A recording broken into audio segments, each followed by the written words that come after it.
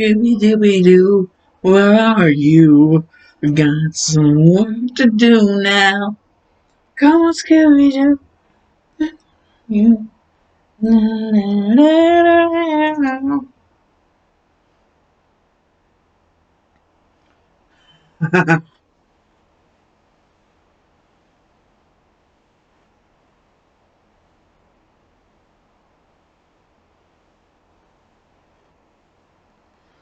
Oh, well, I don't know how I'm gonna sell any of you guys on this one, but I'm sure as hell gonna try.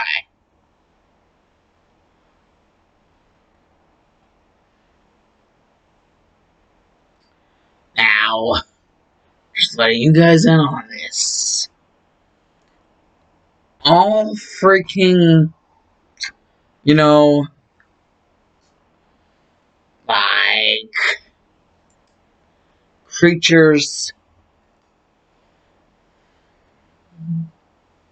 of the Scooby Doo world are fair game.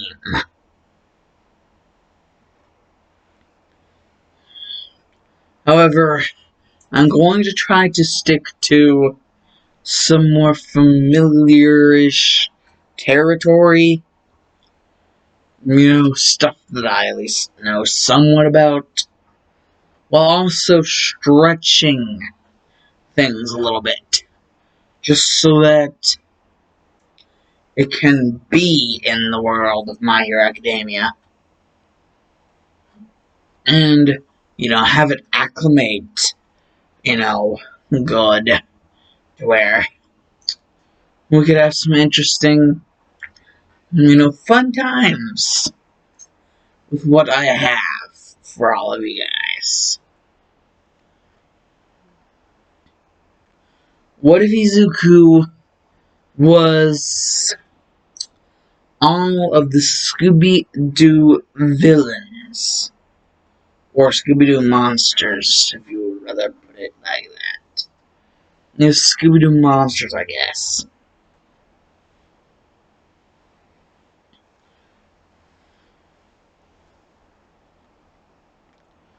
Hmm.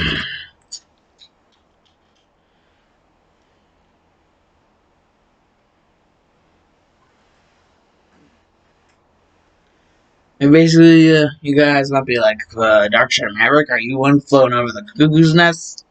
Guys, I was probably born one flown over the cuckoo's nest.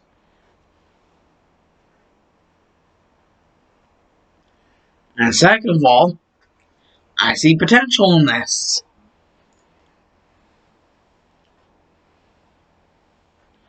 Because there could be much fun to be had.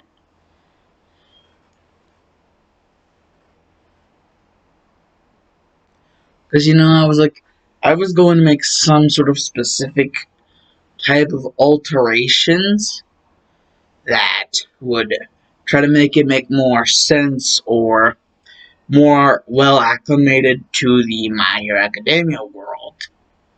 Because, you know, Scooby Doo and My Hero Academia are two different things, two different ballparks.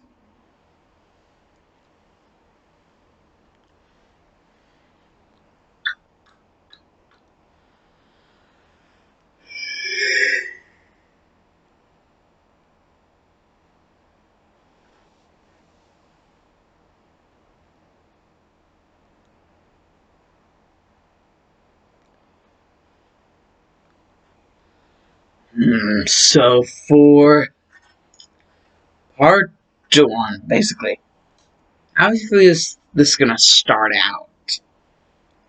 Well, basically, over the years, Mystery Incorporated, well, basically, they will have done so much work that eventually, like, the head of Mystery Incorporated, because, you know, if it's incorporated, that means it's a corporation, because it's kind of in the name. So basically, the head of the entire thing, you know, would just be like, you guys, we ran into a little bit of a roadblock, a little bit of an issue. Basically, the entire figurehead, the entire head honcho of the entire Mystery Incorporated business, will basically say there are no more monsters, ghost ghouls of any sort to, catch. There's no more. They'll just went kaput.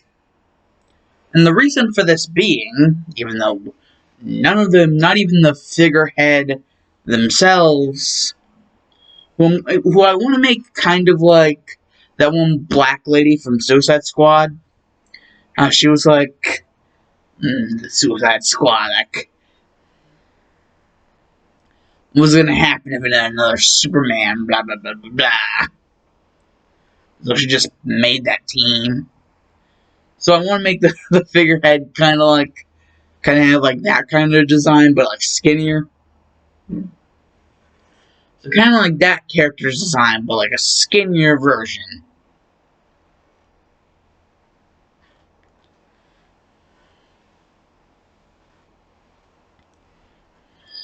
Basically, the figurehead is just well, with no more monsters or ghouls or ghosts, demons, whatever the frick, to, chase down and, get under wraps, solve the case and everything.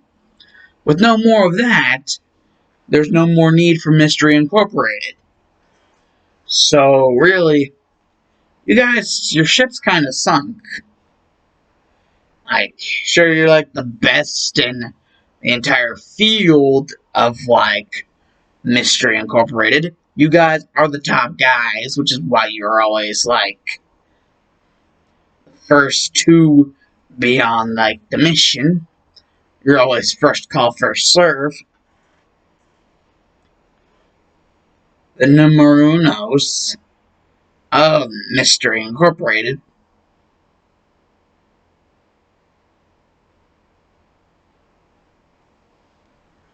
Basically, the figurehead, the whole boss, head honcho person, would be talking to him, being basically, the reason that this is there is believed to be some sort of phenomenon going on that, well, they don't exactly know what caused it, but they do know that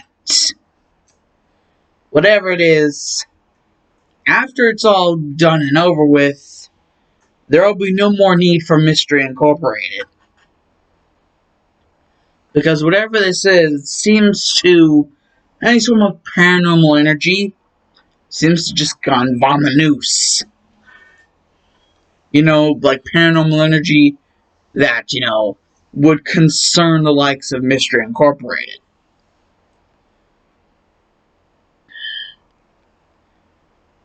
Because, Mystery Incorporated are kind of the Ghostbusters of this world. There's kind of a hierarchy. There's the Ghostbusters, and then there's, Mystery Incorporated. Basically, Ghostbusters are for, whenever it's actual ghosts. And Mystery Incorporated only ever really run into actual ghosts. If they don't know, firsthand that it's an actual ghost. If it's actual ghosts, you would get the Ghostbusters on board. But, if it's something that can only, be rationalized out as, there's, some sort of smoke and mirror shit that's causing this stuff to happen, then you get Mystery Incorporated. So basically, the person who is the head of Mystery Incorporated is just oh, I hate being shown up by those Ghostbusters. But apparently, even they're running out of business. And, well, seeing as we're both kind of high and dry, you You're kind of running out of money, it seems, to keep your dog.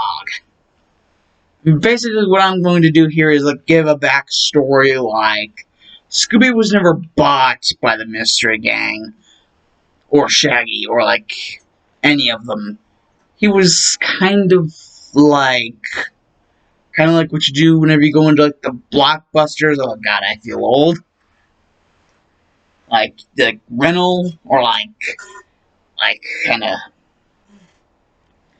you have it, but you have to keep on paying it off until you've paid off everything. So basically, that's kind of the situation with Ben. That's always been with Scooby, and so it's kind of like the profits are kind of cut in half. Like the profits for the gang for solving the mystery, and then like the other half is like in order to keep Scooby. Because Shaggy really and truly does love Scooby. And so, like, they split the whole profit thing in half. One just for the gang to, like, live out their lives in general, and the other half of the profits being, you know, given to, like, continue to be able to own Scooby. And so basically, whenever, you know, everything just falls flat with Mystery Incorporated, they don't have any more money to keep Scooby. And so Shaggy has to say goodbye, and so do the rest of the gang.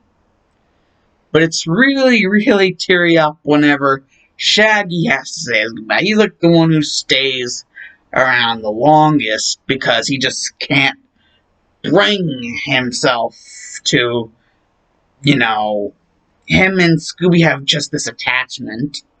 This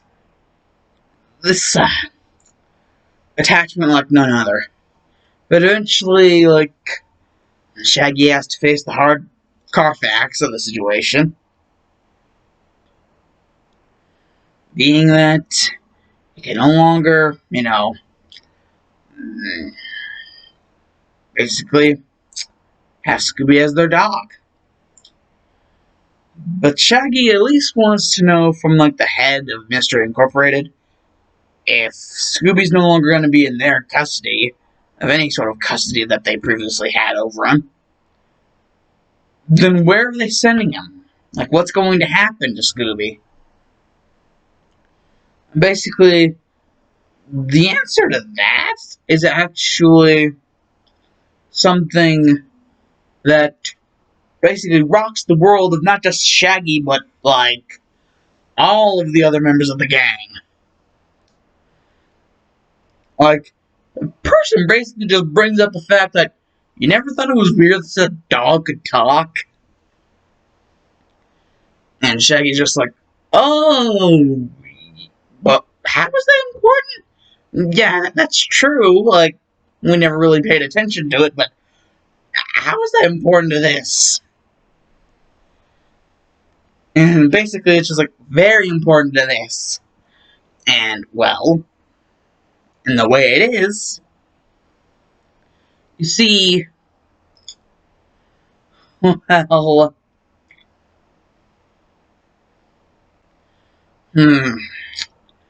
don't know how to say this, but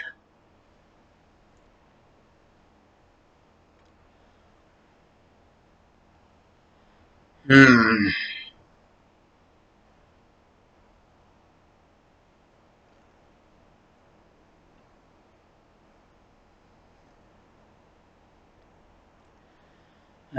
This phenomenon, we managed to figure out what it is.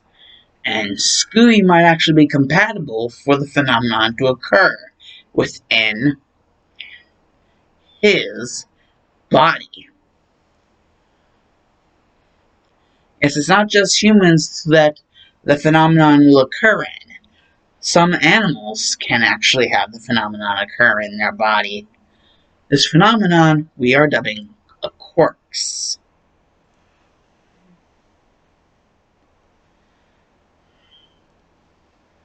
And well, Scooby would just be like, works? I cannot do a Scooby voice. Like, works? What works?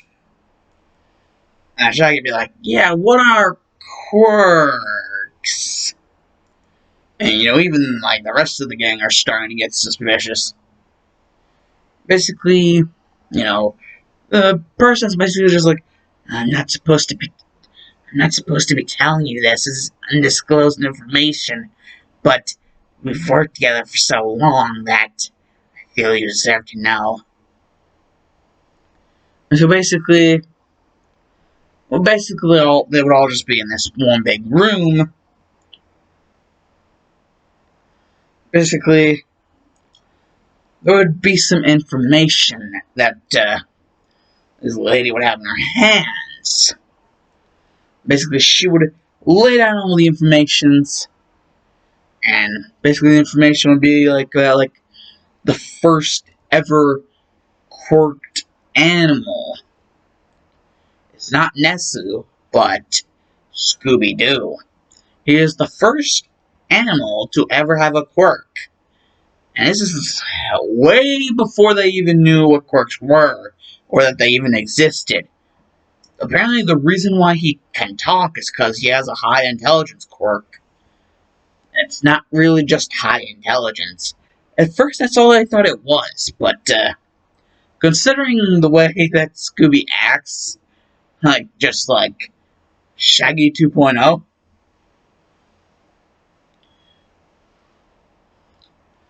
they're thinking, oh, well, high intelligence may be involved, but that can't just be it. Whatever quirk Scooby had for the longest time that no one knew about,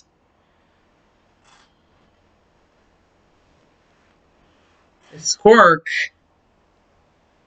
could indeed be something legendary.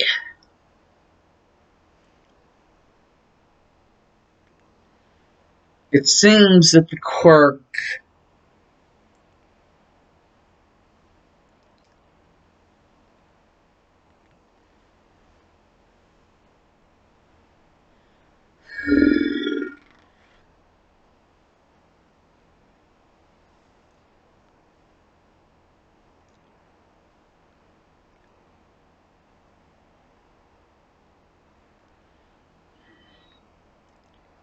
this quirk is called Nomu. Yes, I'm calling this quirk that Scooby is going to have, or that Scooby's had for the longest time, but nobody knew it was a quirk. I'm going to call it Nomu. Only, since this is like the first instance, it will be different than, like, normal Nomu, like, shit.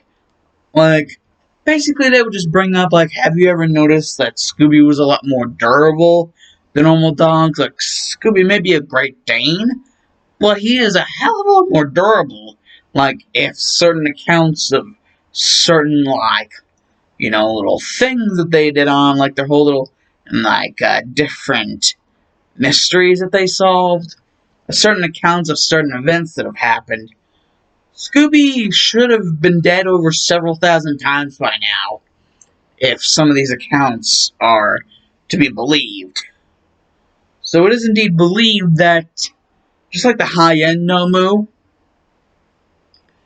Scooby has some sort of redonkulous, like, shock absorption. Like, he can still feel pain, but, like, some things that should probably definitely have killed the Great Dane, Scooby has survived several accounts of. So they are definitely considering the fact that this quirk that Scooby has is like several different things, and one of them being shock absorption. It's not exactly like he can't feel it, it's just that even if he can, it still isn't going to kill him. He is a lot tougher than the Great Dane that they did normal tests with. Yes, they actually tested on animals to see if all of the medical records and actual survivability rates of normal Great Danes compared to Scooby are you know, how they line up, how they measure up and everything. And it all points to part of this quirk being indeed related to shock absorption. And actually, quite a bit of the quirk has elements of shock absorption in there.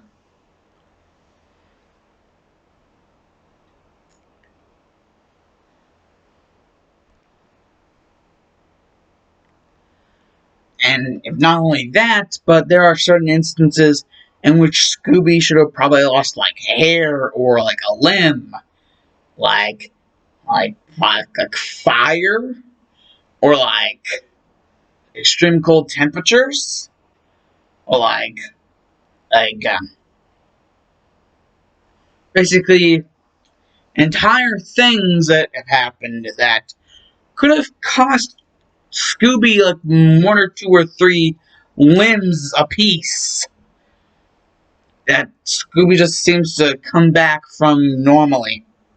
So they're even believing that there are some elements of regeneration in there.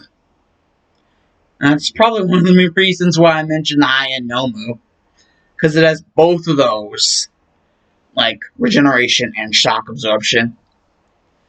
And seeing as Scooby has basically met all this criteria through all of the different accounts that they've been searching through, yeah, they're definitely believing that he has at least some of both of those in there. And the more the gang start to think about it, the more it makes sense. Like, if these quirks truly are things, like, everything that Scooby and Shaggy and everyone else has been through, yeah, they might actually truly begin to think that Scooby might just have a powerful, really freaking crazy quirk. So basically, like, first three things they write off, basically. Possible, like little pinch of regeneration quirk and shock absorption quirk. I want a little pinch of like intelligence quirk, because the ability to freaking speak,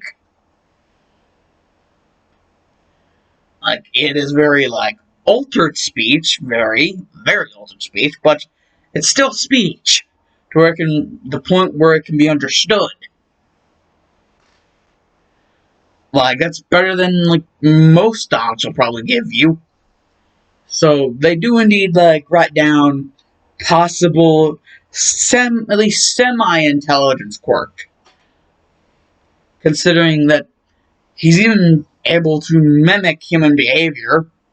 Like, even if he can't really fully talk all that well, he can still talk somewhat, and he has like several times mimicked human behavior, and even is able to do things that Great Danes like him wouldn't normally be able to do, like, at all, and actually eat human food. Like, no dog is supposed to be able to do that. Certain human foods, possibly, but not too much of those human foods. But Scooby just does it all the time. So yeah, they're thinking like, yeah, definitely regeneration, shock absorption, and an intelligence quirk. Yeah, those three in the mix, like, mix them, stir them up in the pot.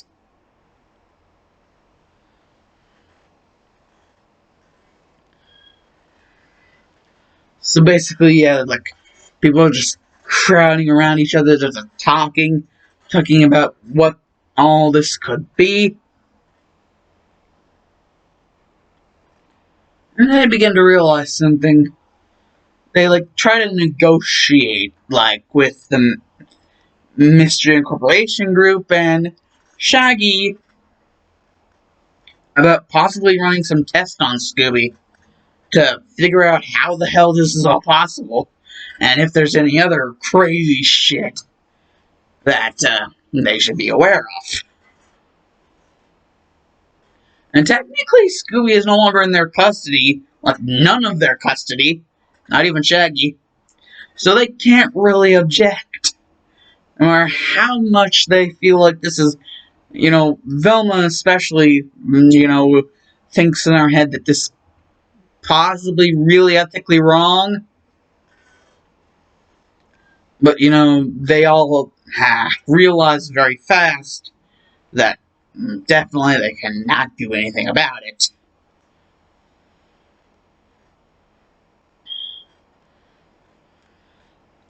So Scooby is basically just sent to be, examined.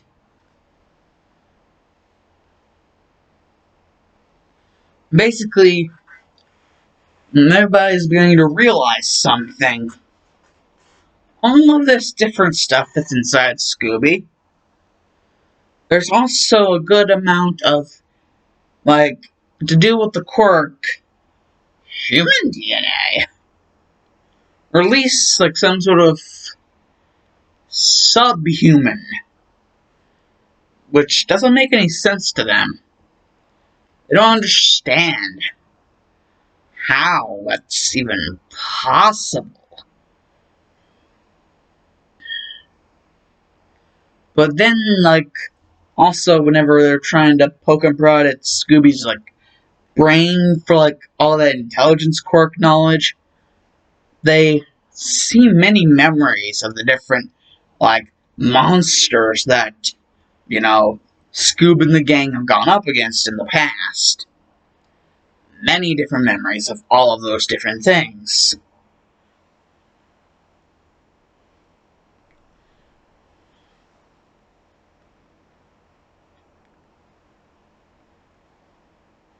Basically, everybody soon enough, everybody just calls it a day.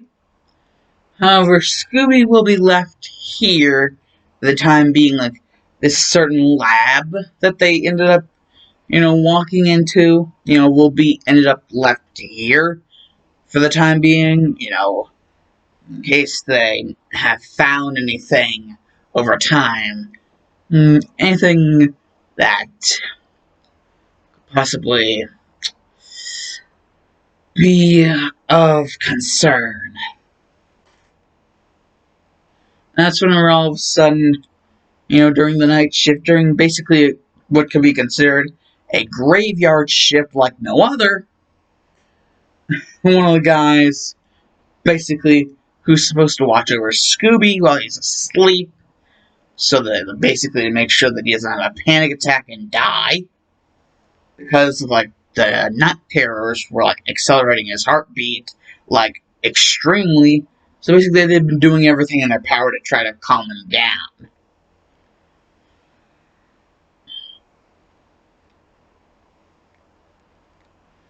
Basically, the person who's watching Scooby, he's not doing the best job at it, but, he never thought that what he's just about to see happen was going to happen.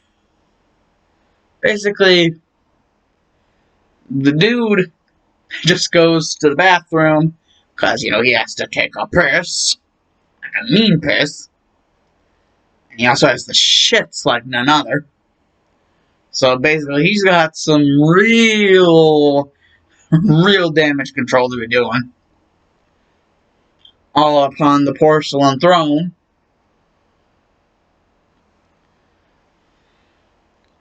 And so, while he's doing that, Scooby starts thinking to himself in his dreams. Or at least what he believes are his dreams. But then he begins to realize, like most dogs, intelligence quirk or not, Scooby's still colorblind. But that's why this is weird, because Scooby is opening his eyes, and he is no longer colorblind. And he's wondering why his muscles and, skeleton, everything feel so different. The only thing that he really remembers, like in the past, that's still there, is his tail, because you can feel it wagging and beating on, like, the gun, basically where he's being contained. Like, it's spacious enough so that he doesn't feel like he's getting suffocated, so he doesn't have another panic attack. But, it doesn't help whenever you feel like you've been changed almost 100% completely into another being, with the only similarity really being the fact that you remember things and the fact that you have a frickin' tail still. At least that's what Scooby can recognize. However, he looks, and right in front of him, he sees an area with a mirror. In the mirror, he sees a human face. There's no other humans in the room. That guy, from any sound that Scoob could hear while he was waking up, he could almost assure himself that he was in the bathroom, and that he hadn't gone out. Plus, the guy didn't look anything like what Scoob was seeing. What Scoob was seeing, it looked to be, it wasn't a teenager, no. It would have to be taller and a lot different looking in order to be a teenager. This was just probably around 10 years old, maybe 8. Like, at least very close to 10 or 12 years of age. Human with green hair and green eyes. Naked completely.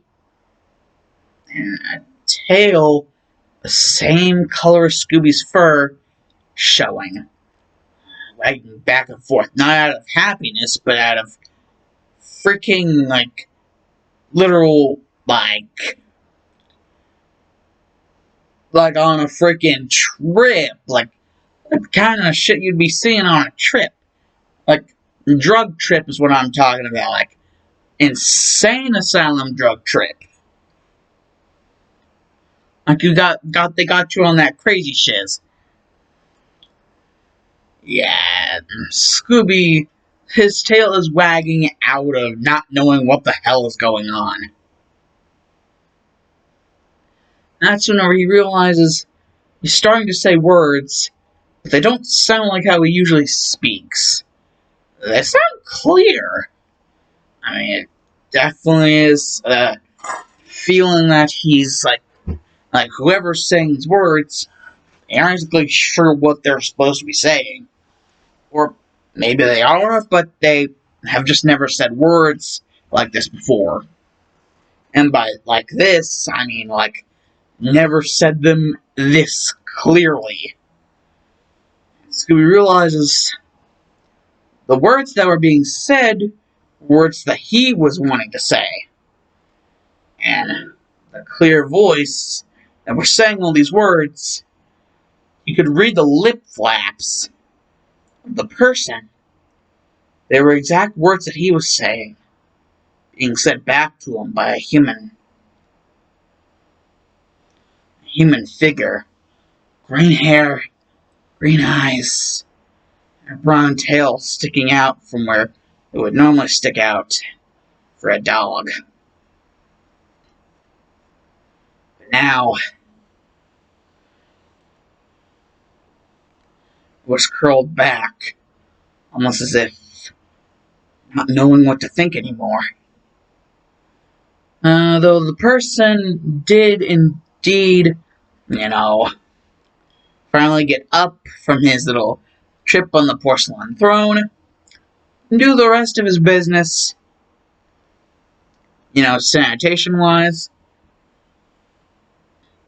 And, went for the knob to open the bathroom door. And as soon as Scooby heard this, almost as if he did not know where he was or who he was anymore, busts out of the cage with the full force of what he didn't even know, but he wasn't even sure, but he was sure of one thing. He didn't want to be here anymore. Wherever he was, whatever here was, he didn't want to be here anymore. He wanted away from here, far away from here as possible. He wanted nothing to do with this. He just wanted to escape.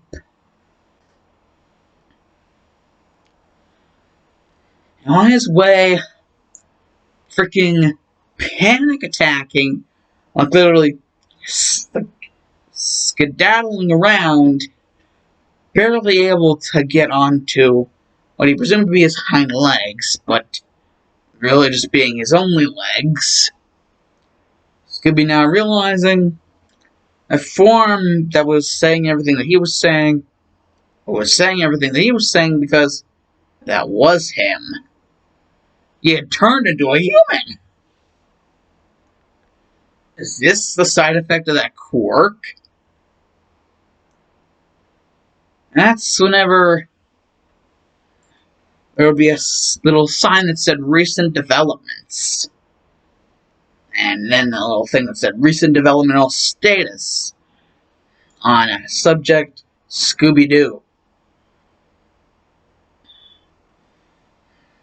The status of the one known as Scooby Doo is quirk. It's one that's been dormant for long, and it's just now waking up.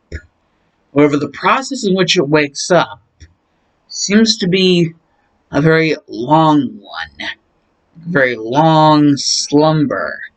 And just now waking up has taken forever. Almost like it's always been around, but in a different form. Scooby finally putting everything all together, basically realizing this quirk was a transformation, but unlike regular transformation quirks, like how it was set on the wall, like how they're supposed to work for humans, turns them like different, like transforms them basically.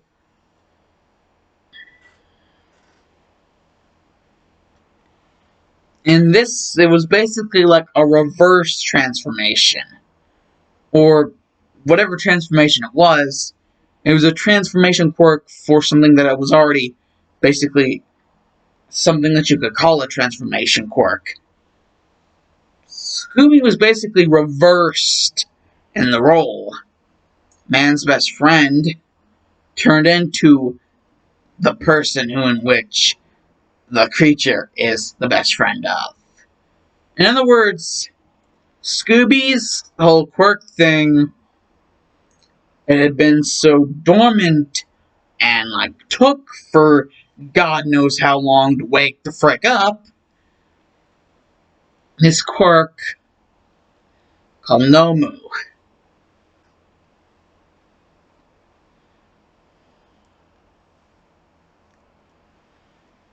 And he was finally fully developing it.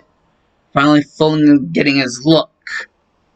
But as it was a transformation quirk, there was indeed one thing that you could say was off. He still had his tail from whenever he was a dog.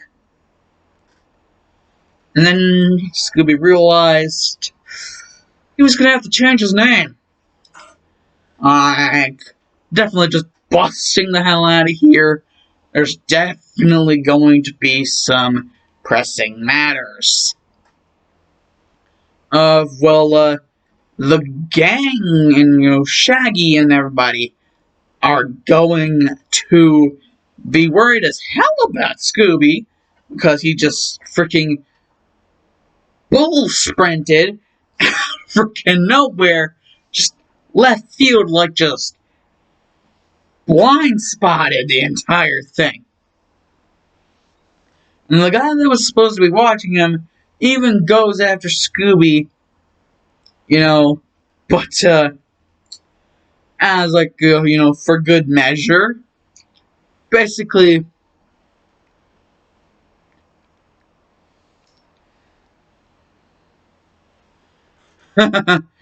Scooby, I guess you could say, did finally make use of that little intelligence thing by getting the guy to basically run into a bear trap. And Scooby was able to lunge his body over to make sure that he didn't get in it. The man was too busy running at him to literally, like, see the bear trap. However, I guess it was, like, Scooby guesses it was like his latent senses, like this adrenaline rush, causing them to finally awaken, and so he could see everything like frickin' Sharingan Hyuga, like frickin' Byakugan fusion. Like he could like see everything, like bear trap from like several miles away, in which that guy could not, and so he got his foot stuck in a bear trap. And Scooby just like freaking, freaking just whoosh, like freaking E.T. E.T. phone home, which Izuku's gonna basically Scooby's gonna have to find himself a new home.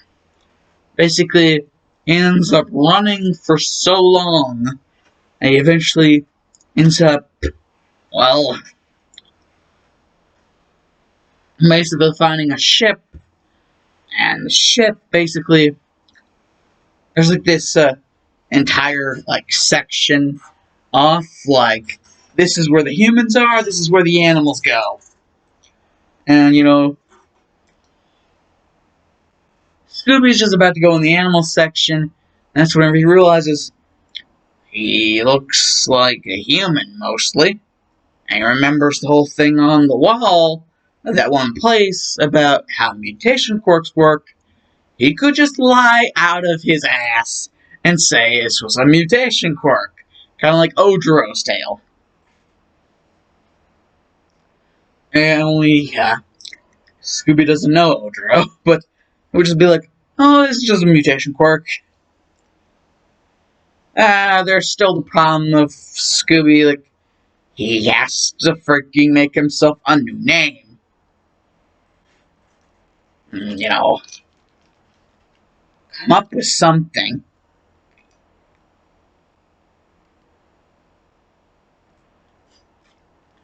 And there's just this nice lady who,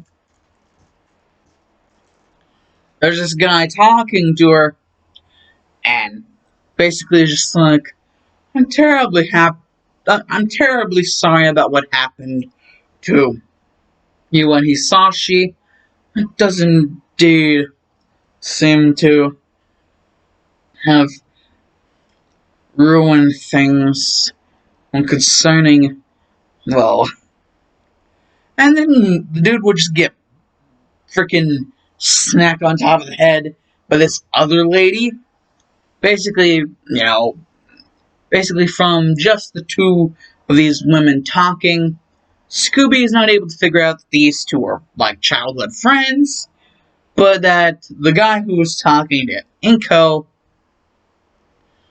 because that Scooby would figure out that that one person's name was Inko. Basically, the guy who was talking to her, his name's Masaru.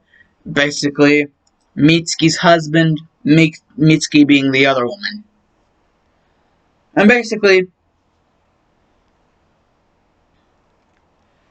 Mitsuki would see, like, Izuku and basically be like, holy crap, kid, where are your parents? And basically just be like,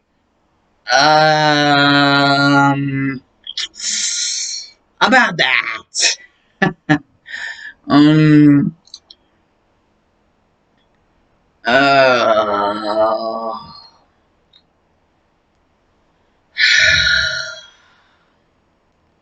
basically, Scooby has to lie out of his teeth in order to keep himself, like, you know, where he wants to be, instead of being found. He basically says that he was with his dad, who basically, he says that his dad's name was Shaggy.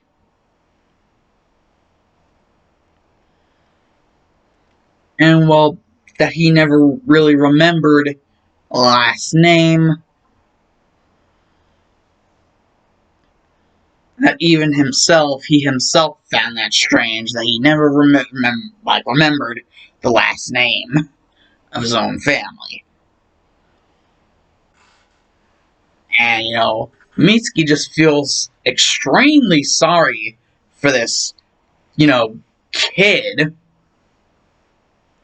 That's whenever she realizes everything except for the tail is, like, absolutely like, completely, like, one-to-one. And Inko would just be like, green eyes, green hair?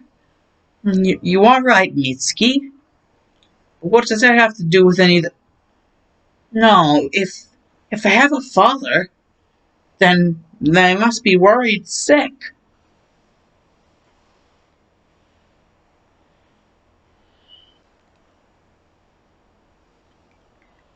And that's whenever Scooby's basically like, well, actually, because of an incident that ended up happening whenever my dad lost custody of me, and also the other members of my family lost custody of me, basically, I was forced to, well, be stuck in some place. It was not a good time. I was away from the people that truly cared about me, and I was away from my dad. Dad I missed most of all.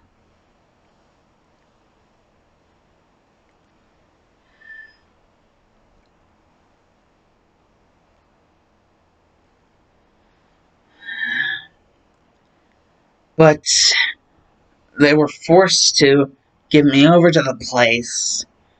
But I ended up running off, hoping that no one would figure about me and my strange mutation quirk.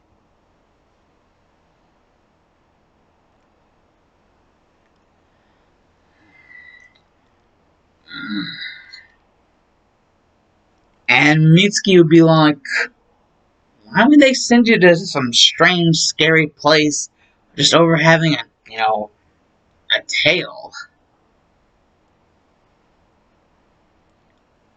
And, Scooby would just be like, huh? And Inko would just be like, well, we have to get you a name if you can't remember your original one. Well, Inko would just be like, well, I'll adopt you then. And your name will be Izuku. Yes, you'll be Izuku Midoriya.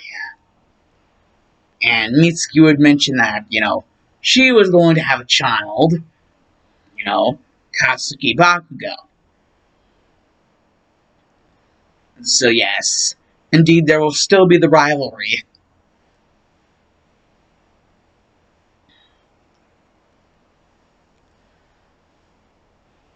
And, well, you guys might be thinking, well, yeah, but how does all this backstory of Izuku being previously Scooby Doo have to do with all of this? Well, basically, the quirk that they ended up finding, that all the people at that one place ended up finding out about, the whole quirk they called Nomu, is actually a hell of a lot more powerful than, originally thought. Because this quirk they called Nomu, basically gives him extreme morphing capabilities. But morphing capabilities, like extreme morphing capabilities, I mean like it's literally said in the title. Any of the monsters.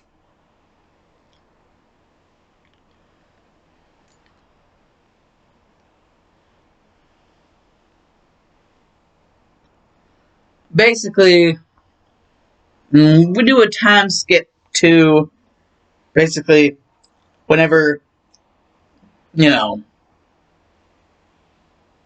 it's been a couple years, and well, Scooby, as his new name, he decides, he just goes with the flow and decides that his name will now be Izuku Midoriya because that's what it was said it was going to be.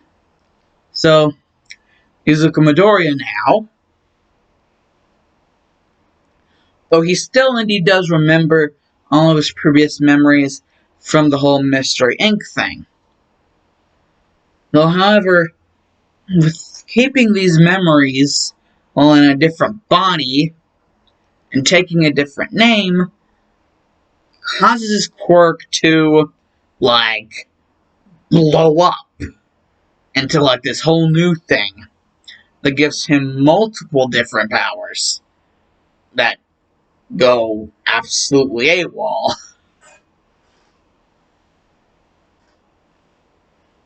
And basically, Izuku, like, one of these days, like, you know, Bakugo, just because of the fact that Izuku has a freaking, like, Great Dane dog tail, Bakugo decides to basically play jump rope with Izuku's tail, and, all of a sudden, just on purpose, step on his tail, and, shoot a blast of explosions, because this is, like, not too long after he got his explosion quirk.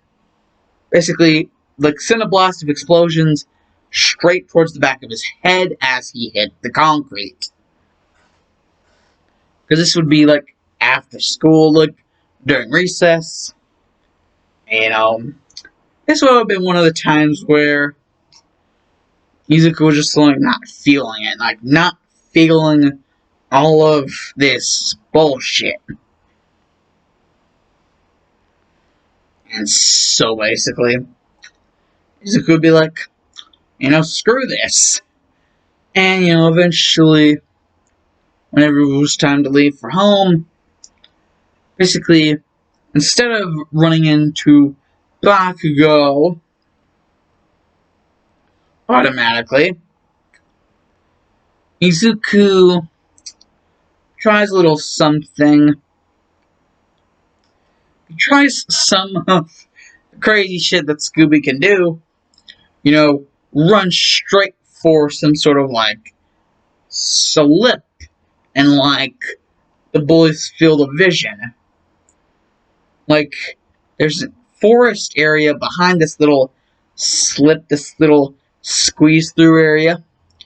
There's, like, a forest. It leads to, like, a forest area. However, Izuku sees a man covered in hands, kind of like one of the monsters that Izuku, remembered, like, whenever he was Scooby, how him and the gang, including Shaggy as well, would always, go, like, try to solve the mystery, and, part of Izuku would remember how him and Shaggy would always get in, like, the craziest of situations, and would just be like, good times. However, that would have, led to, Izuku leaning a little bit. That would cause a branch to snap, crackle, pop. And, this handsy person would, basically have heard that.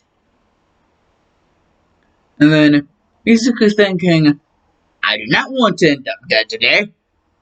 Because he can see that there's another creature, basically it's next to the guy with hands all over him.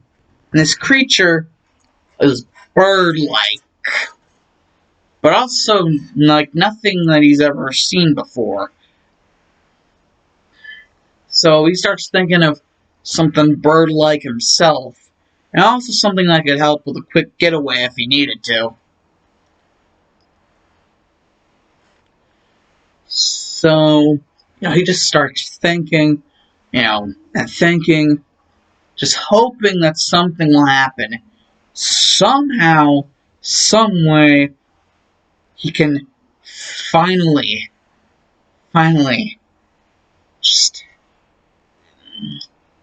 Izuku doesn't want this anymore. Just wants this all to end.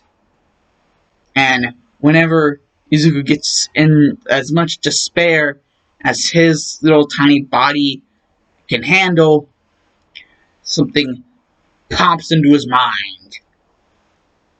The very silhouette of a certain man, and then several other silhouettes behind him.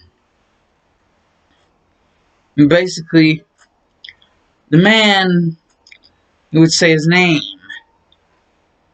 The only reason why he would say his name is basically he would be like, "Oh, you forgot about me? I sure haven't forgotten about you, Scooby Doo." And, he would just be like, "How the hell do you know my real name, old man?" Like, he would not be pulling any punches. He would legit say, "How the hell?"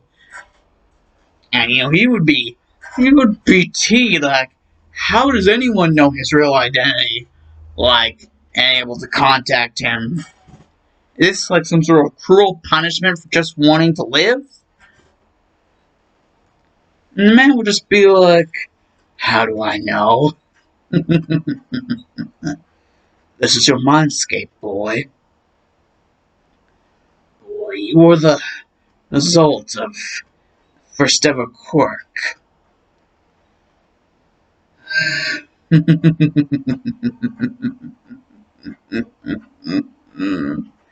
Ah, yes.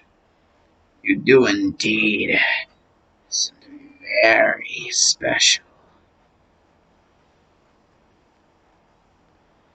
If you ever remember the name Pterodactyl Ghost, that's whenever it would just be like, "What? Pterod... You're not. You are?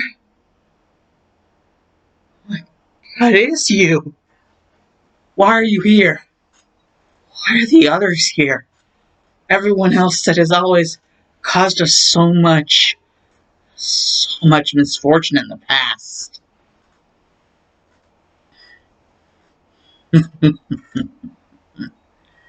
Poor child.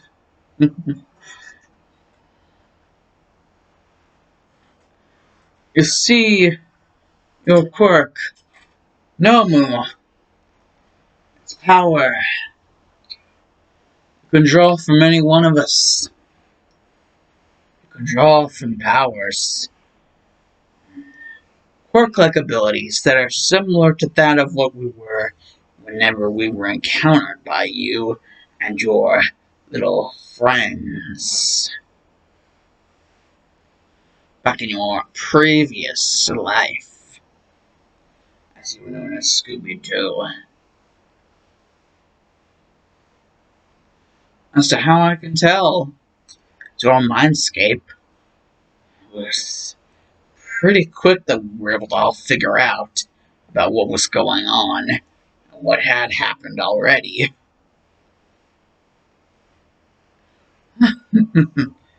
Doing all this just to run away from the Katsuki kid and his little hangers-on.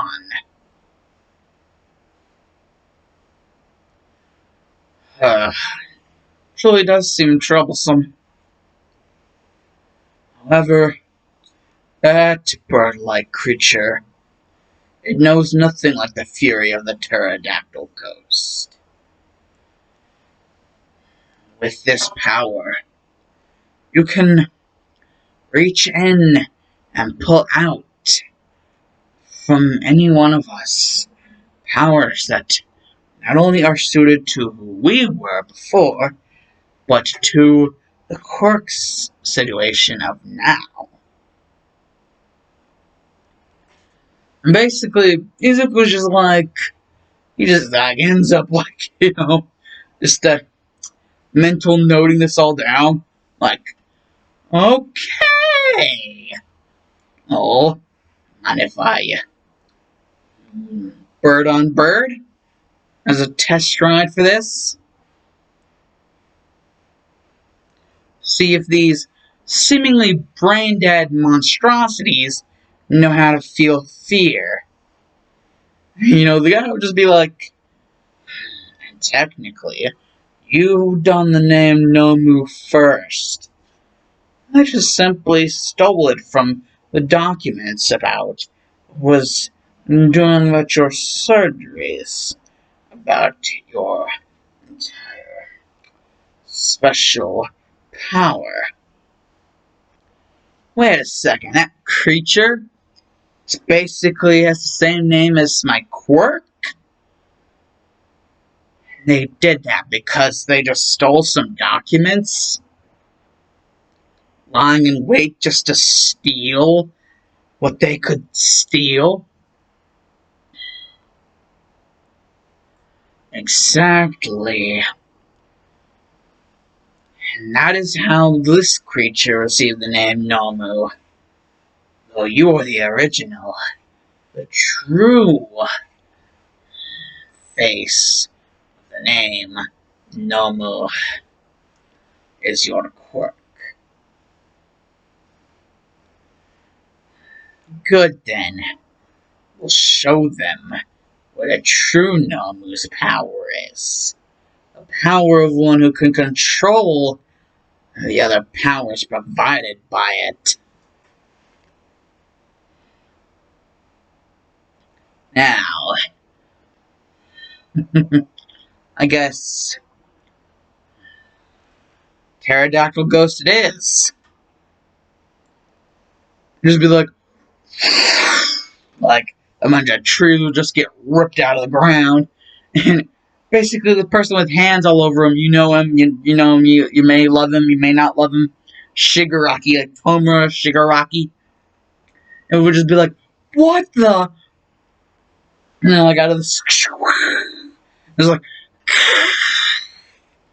and there would just be like this big ass freaking pterodactyl mother freaking creature, and Shigaraki would be like, what the hell? And the Nomu that he would have with him wouldn't exactly be a flying Nomu, so Izuku and the pterodactyl ghost form would just, as the guy, I don't remember the name of the guy who was the pterodactyl ghost, but the guy, his little silhouette would just be like, like this, like, oh yeah, that's right, kick its ass. He would just be looking intensely at this, because he knows that in the way that these, forms have kind of been messed around with due to the whole quirk gene thing, basically the pterodactyl ghost is going to freaking just end the Nomu. Like, it's not even high-end Nomu, so it does not stand a chance against this quirk gene freaking pterodactyl ghost. Just like kicks the shit out of the Nomu, and actually it starts to pick apart the Nomu just for funsies, and just rips and slashes, just guts from, I don't even know what guts is from, but just and just rips and it's there's the pterodactyl ghost covered in blood, just metal AF pterodactyl ghost. And, there would, at the end of the day, there would just be nothing left but, like, Nomu paste and blood everywhere. Shigaraki would just be like, ah, fuck. He'd just be like, Gary, please help. Because, like, Pterodactyl Ghost is not small, I don't think. Like, I don't think the dude is small.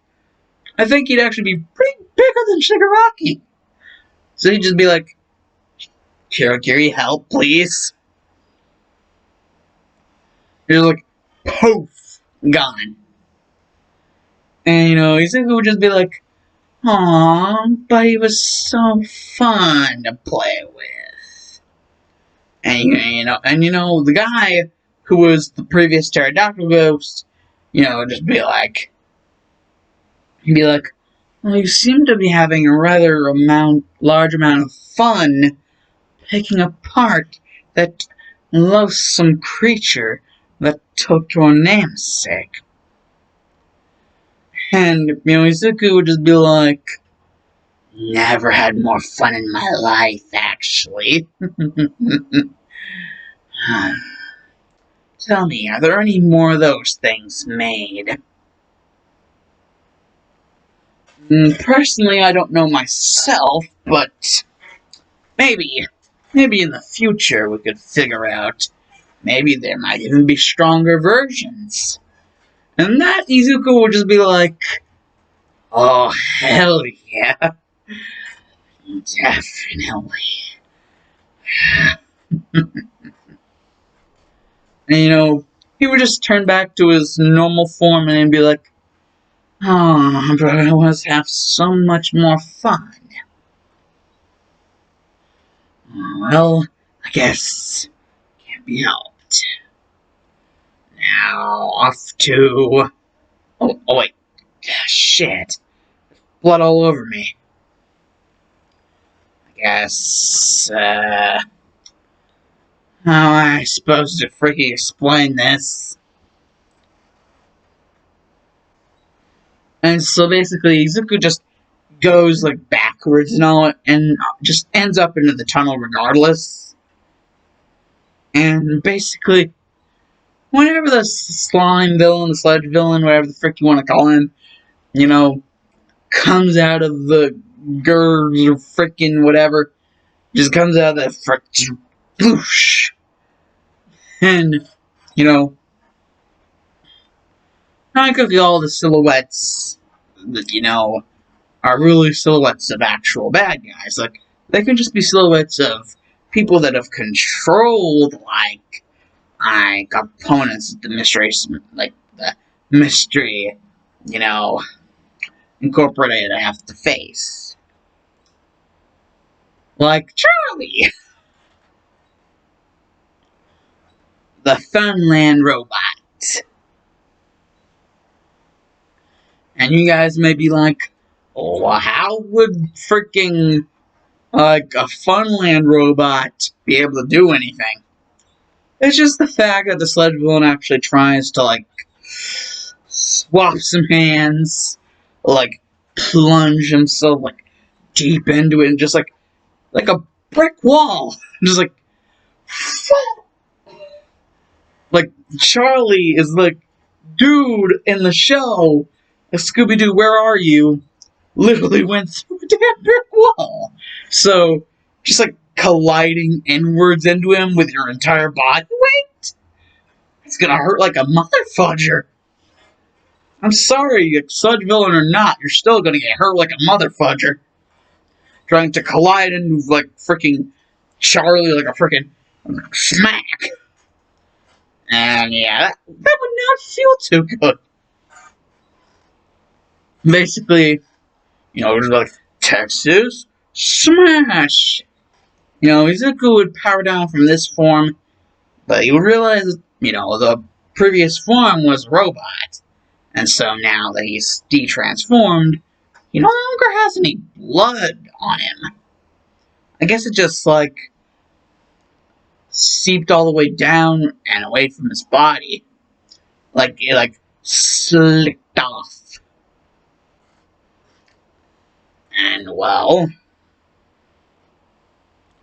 Basically, what happens in, canon happens, only not really. But All Might still ends up losing the Sludge Villain, causing what happens with Bakugo to happen. Only, Izuku does the whole Charlie thing again, but this time he wants to test something out. He just decides to go boost to win straight through the robot and, grab hold of, Bakugo as he's going through the freaking Sludge Villain. Just freaking zip straight through him. And the Sludge Villain just like, fuck! The dude just got like freaking ripped. A freaking hole open in his body, the size of a freaking robot. He's just like, fuck. He can't, like, the Sludge Villain can't even. He's just demoralized. And then he just goes like, Detroit smash! Bam! All Might tries to find the person who did that. Just save Bakugo. But Izuku, does his thing.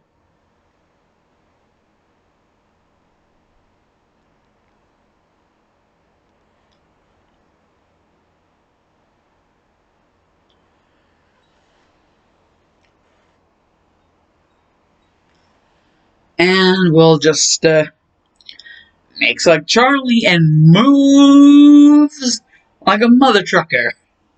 Like if you see like footage in the actual episode, Foul Play in Funland,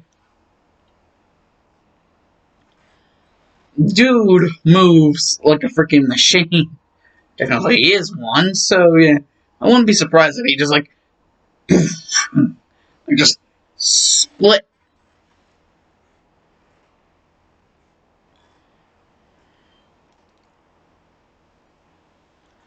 And technically, basically, it's just the 10 months of training, Izuku trying to figure out certain things. And, well, he knows he already has 2 down, the Pterodactyl Ghost and Charlie.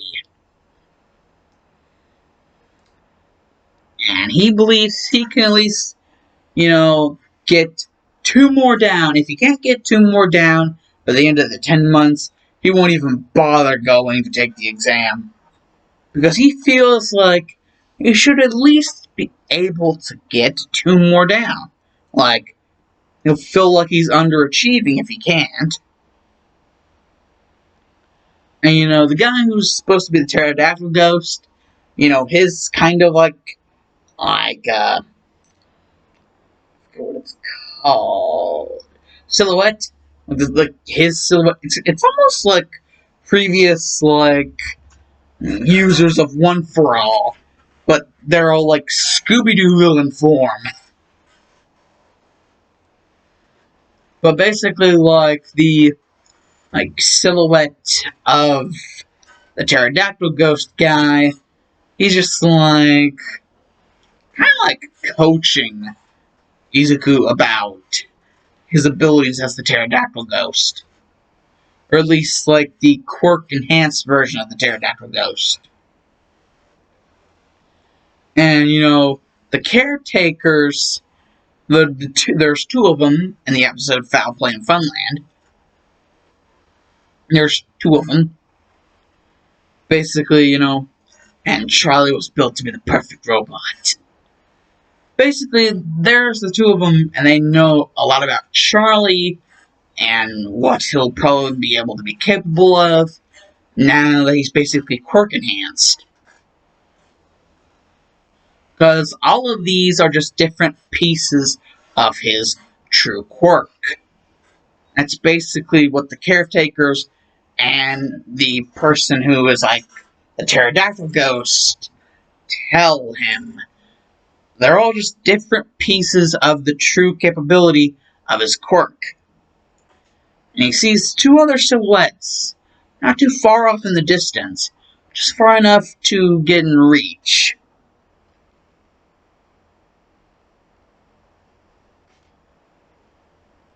One of them seems to be relatively, mushy. Almost like that of tar. And the other one seems to not be able to stay still for, worth shit. And, making all sorts of noise without even moving. Not really, basically, even staying in one place as much as it can, it's still making a hell of a lot of noise just being there. And so, Izuku's just like, okay, you two, what are your names? And the one who seemed to be, mostly mushy, but not all freaky deaky like the other one, basically explains that they are the one who is responsible for the creation of the tar monster. And, Izuku is getting memory lane again, because remember, it's basically Scooby who turned human, and, basically, all these memories are flooding through him about what happened with the whole tar monster thing. And so now Izuku knows everything. Basically, he remembers everything. And the other one, considering the way it is, he actually says he's going to take a wild guess. You're the 10,000 volt ghost, aren't you? Or at least the one responsible for its creation. And by its creation, and the creation of the ghost, they basically mean the person behind the creature of whatever. Basically, that's what I mean, behind the creation. That's basically what Izuku means. And what I mean whenever I say that. Basically, the person who is behind the mask is basically what I mean whenever I say that.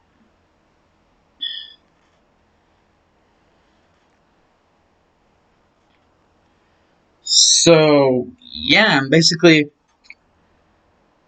he just hears a voice say, ah, yes. Jesus. How come doing the 10,000 ghost voice, 10,000 volt ghost voice made that happen? Anyways, ah, yes. 10,000 volts, ghost. And Izuku's just like, oh, well, confirmed. Tar monster and 10,000 volts ghost. I'll set. If I can't get you guys down pat at the end of the 10 months, I won't even bother going. And the tar monster and the 10,000 volt ghost just like, oh, sure, whatever. And they're like, well, we're not exactly going to make it easy for you. And Izuku would be like, I wouldn't have it any other way. And they all three extend out their own hands. The Time Monster, the 10,000 Volt Ghost, and Izuku.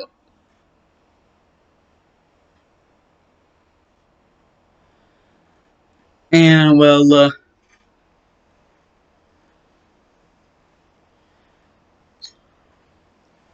if you're wondering why I picked the other two to be the Time Monster and the 10,000 Volt Ghost, well, I have my reasons. Basically, and the written portion doesn't need much help there. Izuku's already smart enough as it is. So, it's pretty solid that he's going to pass the written portion. However, the practical exam, practical part of the exam, with all these different freaking robots, that's where Izuku's just like, oh well, this is interesting. This could indeed be something.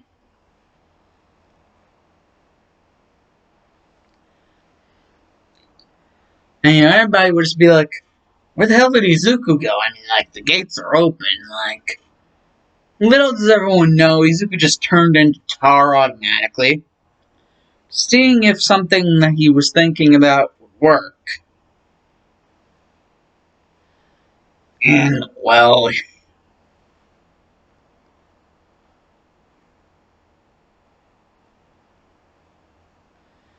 basically there's just goes around,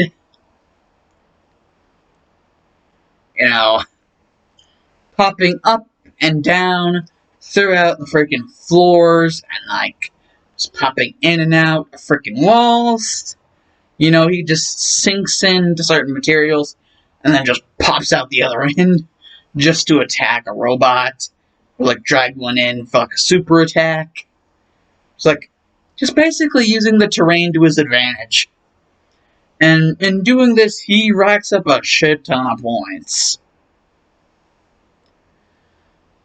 And, Midnight would actually bring up the fact that, All Might, he's pretty close to breaking your record of 250 points.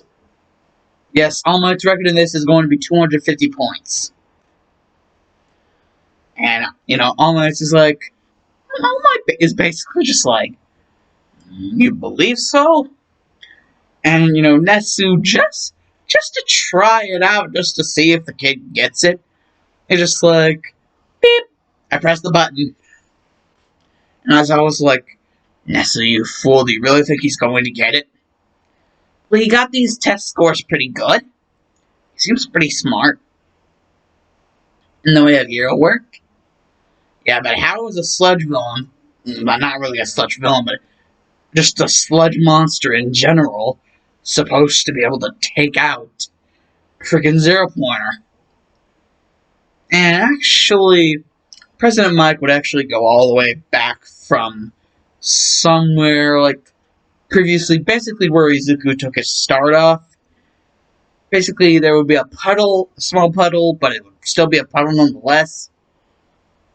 And, kind of extract some of the stuff, and it would come back, a reading would come back. The stuff was not just any sludge, it was tar. And, as I was I stand corrected, he might actually have a chance.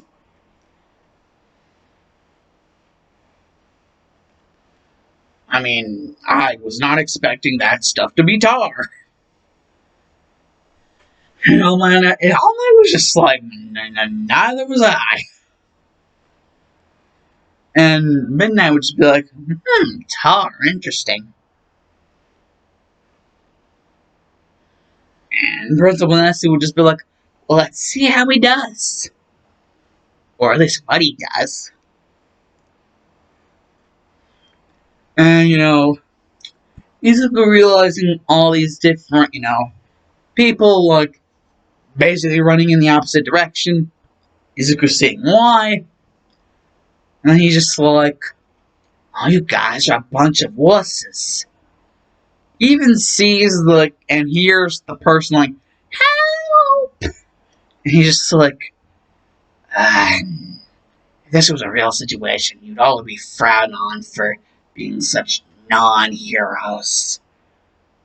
I guess I'm the only one with balls enough to actually go over there.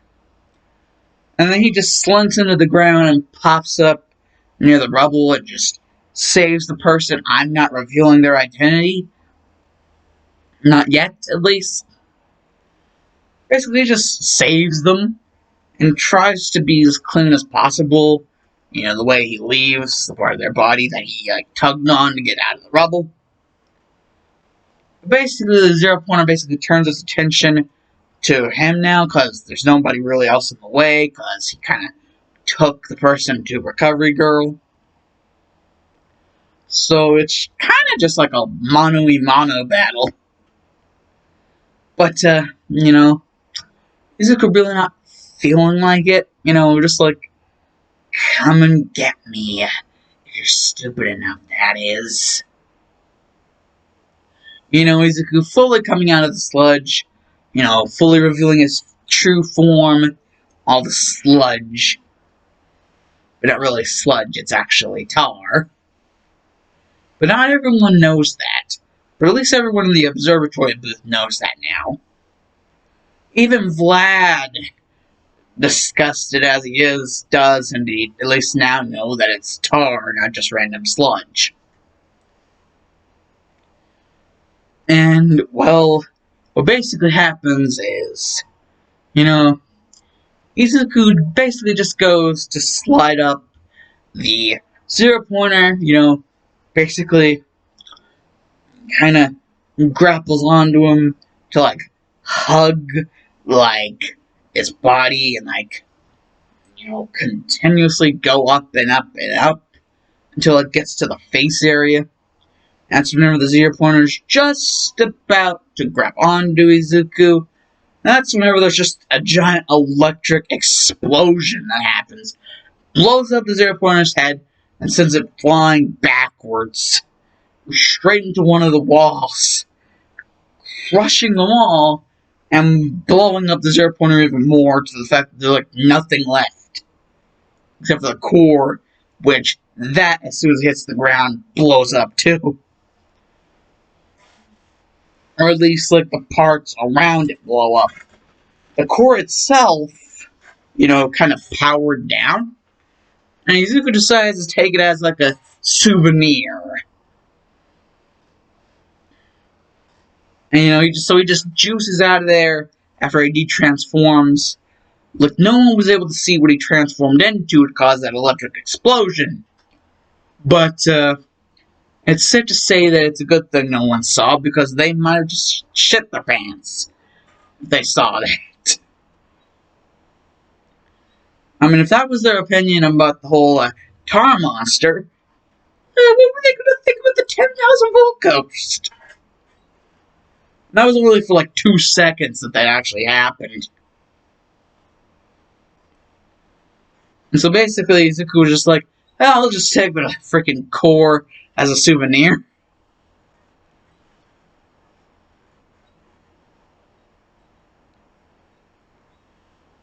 It could be useful for more training with the 10,000 volt ghost. Part of his, quirk. It could be useful for, more training with that. And so, he, sees the opportunity, and he seizes that opportunity. And Aizawa was just looking, and he's that kid, why would he want to take the... not even Aizawa saw the 10,000 volt ghost happen. It was 2 seconds long, and it was all covered by smoke from the explosion, so nobody could see jack shit. Except for Izuku, because he was emanating off his own electricity, so he could see it perfectly fine, but nobody else could. And that's, when eventually, the same day that Izuku got the acceptance letter, is also the same day that a rock hits the window of his room, and he sees All Might. All Might basically seeing that he has a bunch of different cool shit that he could probably do. Yeah, he probably hasn't showcased all of it. But he wants to, fight against whatever created that electric explosion. Because, he knows how One For All behaves. Kind of like some sort of field of electricity. So he wonders, this electric crackling of One For All against whatever created that electric explosion, he wants to know, I guess you could call it Redneck Science 101? Is what All Might's trying to do here. And, Izuku is, very aware of that's basically the equivalent of what they're doing. Is Redneck Science 101. Oh, you want to know what happened if we did that with that? Okay, let's do it. That's basically the equivalent of Redneck Science. So, yeah, basically, Izuku, he does indeed, respect All Might enough, so he just decides to go along with it, even though it's, like, really, really could be problematic if All Might gets the wrong impression. All Might's also, like, wondering, like, if this multiple ability shit has anything to do with All For One. And Izuku actually kind of get that pretty fast, that might be what All Might is thinking. And basically, this is like another way to show him that it's not. In fact, he actually does not like All For One, because, well, one, he is the #1 villain, and two, well, that reason Izuku's gonna keep all to himself. Because he doesn't want any, like, super seriousness, suspicious shit going around. He does not want to have to deal with that. Before he even, like, gets to his first day of UA. He does not want to have to go through that shit. No, hell no. And so Izuku's just like, okay, why don't you start first since you're the pro hero? And so All Might does indeed go up and go all the way. And he's just like, he just goes into 5%. And Izuku's like, nah, you sure you want to do that? And All Might's like, well, then what do you think we should go to? Heard that you often try to not go into 100%. Though, I think that might be the best thing you could possibly ever do to yourself in this situation. And All Might's like, is this kid, like, really right in the head? Like, he wants me to go 100%.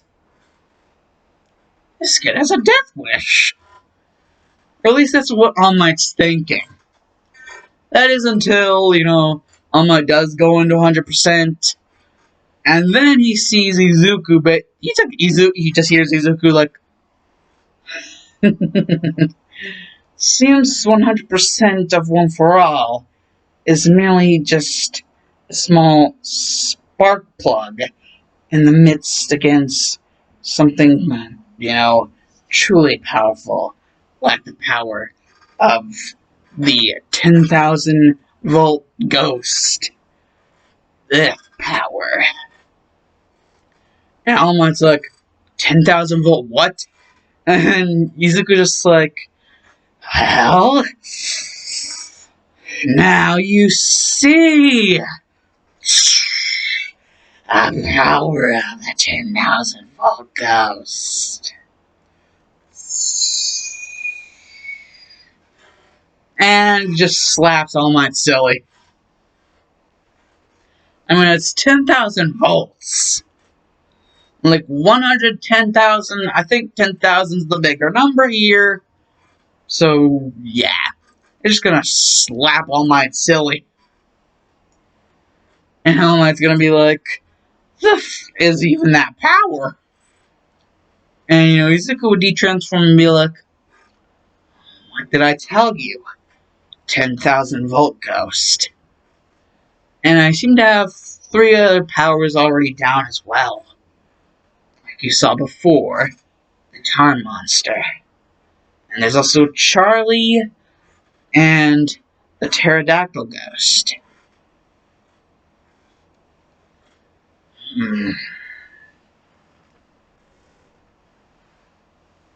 Though, I reserve that last one for very special occasions only. Basically, Izuku is just like hinting at basically using the Pterodactyl Ghost as like a no-move hunting machine. Like a no-move hunt and kill machine. Yeah.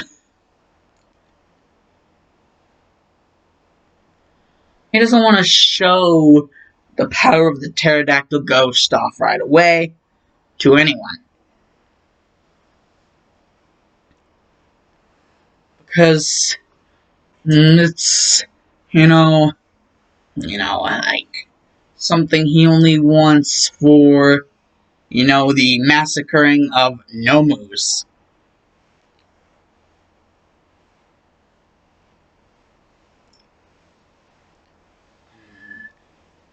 Like Izuku in his head is just like, how dare they call themselves Nomus? This Quirk is the only Nomu around. And yeah, Izuku's kind of gaining an extreme hatred for all evil just because of how much he hates Nomus and how All For One creates the Nomus. So he's just like, I hate All For One. I hate evil. Like Izuku's main drive isn't through an appreciation of All Might or anything. Izuku's main drive now is purely fueled by, well, he still does have a heroic nature, but it's more or less purely fueled by, disgust for, anything to do with, the Nomu creatures All For One cooks up, and, All For One himself. And seeing as these creatures, well, it may be a quirk, or, part of a quirk, but these creatures, preordained existing beings, the pterodactyl ghost, Charlie, the tar monster, the 10,000 volt ghost. They're pre-existed beings in a way. And well, last time I checked, All For One, I think his quirk kind of stops at pre-existing beings. So yeah, basically, it kind of stops there. Big old roadblock. Anyways, I think this is where I'm gonna definitely end it before the start of UA. Yeah, I think that's a definitely good stopping point. I hope you guys didn't think I was a little bit too heavy on the dark, subject matter and, material. I mean, I actually thought that, doing what I was doing, although it was extreme, I mean, who doesn't like to be a little bit on that, what do I say,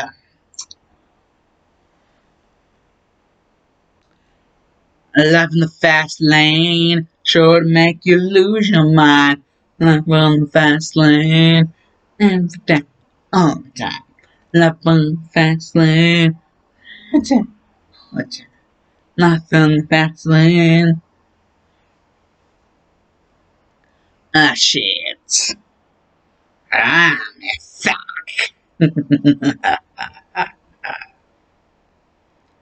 Anyways, that's it.